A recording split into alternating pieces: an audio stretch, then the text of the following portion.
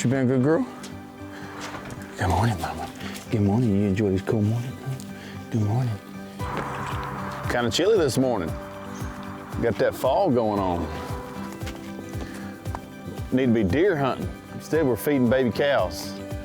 But these cows got to eat too. Come on, y'all, let's go feed a baby cow.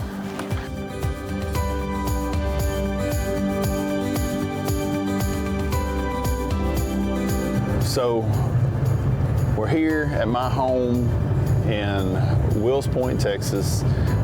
This is a little bit of the off season for us at the Bass Pro Tour. You know, we're just doing a little, what's it like when we're not on the water, when we're not doing things around the Bass Pro Tour and professional bass fishing in the industry.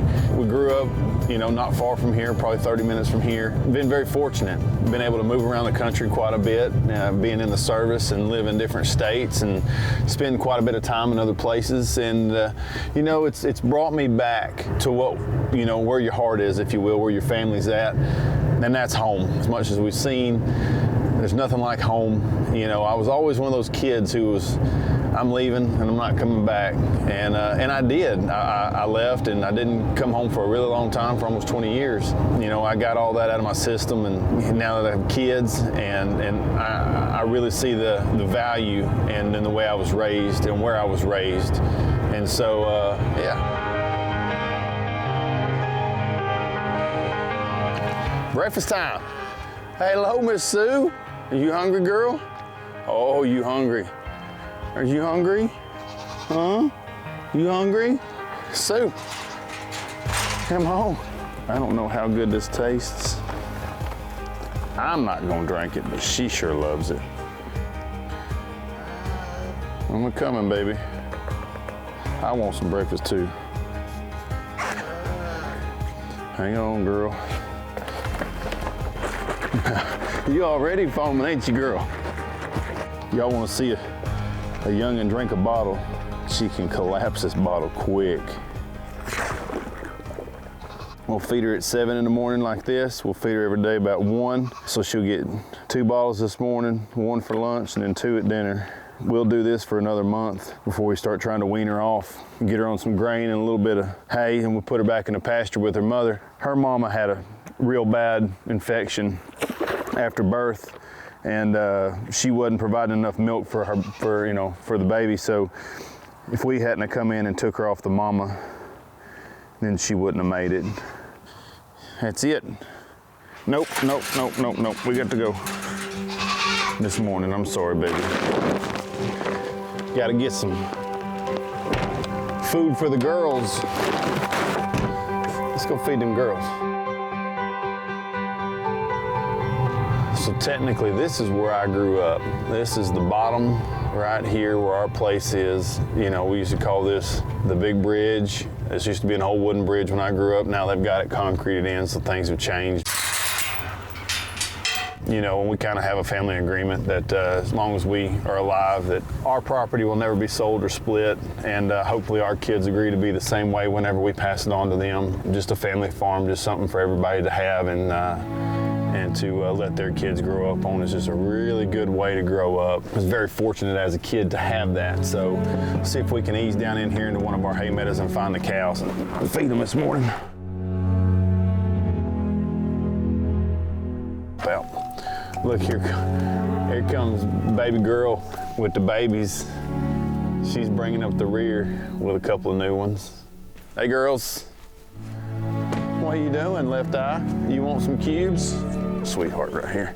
This is Left Eye. She's one of those babies is hers. In my life, not a single Sprague has run a cow on our property. I really wanted to do that. I wanted to raise cows, and I wanted to get that going again because it was something that my grandfather did, my great-grandfather did, and my dad didn't do it, but it was something that I felt like I needed to do, I wanted to do. It's something that I've always, you know, loved, and being around cattle just really, it's soothing. It's work, but it's a different kind of work, and you know, the kids really love them, and that's something that I remember, and it's something that I really wanted to share with my kids.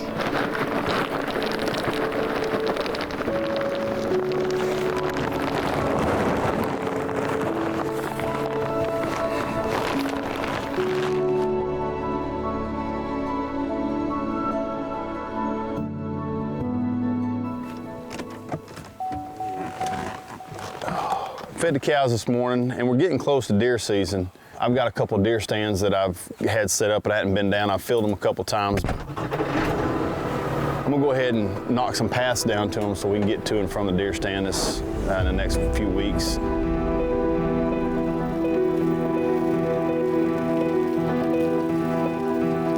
We've got about a week before deer season starts, so I don't want to wait much longer to get these paths mowed in so I don't, run everything out of there. But knock a few paths down, and we're gonna put her away and get her off the property here and put it back in the barn for a little while, because shredding season's over. It's time to start slinging areas at these animals down here that we've been feeding all year.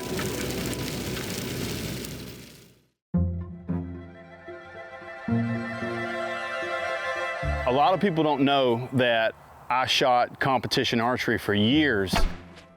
All my 20s, I shot archery while I fished and hunted, and that's bow hunting for me. I actually shot with an Olympic coach for almost a year, and I was very much training for an Olympic event.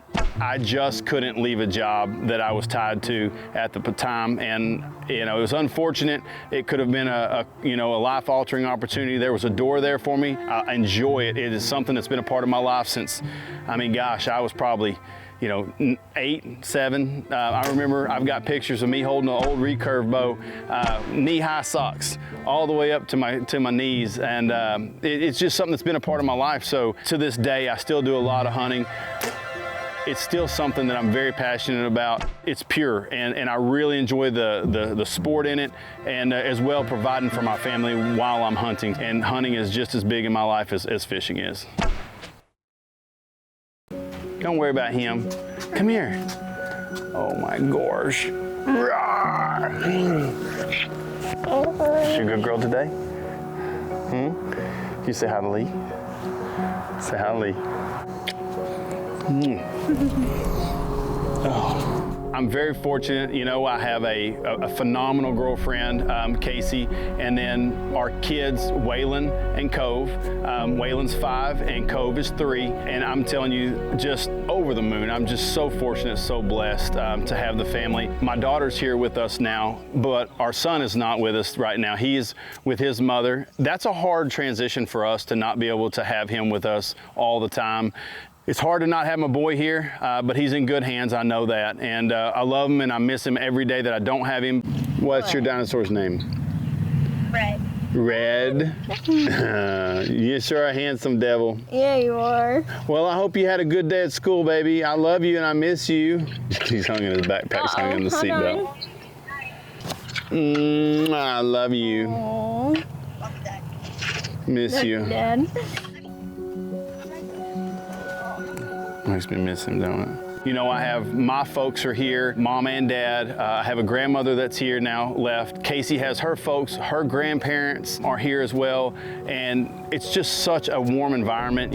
Everybody participates because we travel a lot and we use the help as we need it. But we're so fortunate because everyone's on the same page. We raise our children the way we want to raise them. We had some family members get COVID. Everybody pulls together, and it just goes to show you how tight-knit the communities are in a small town as well as the family. There's no replacing that. It's something that our kids will learn, that we learn, and to pass on. It's just a great environment. There's nothing better than the country for me. Been in the city, I've lived in downtown high-rises, and it was great. I enjoyed it, but when I was ready to raise my family, this is where we came. This is where I want to do it.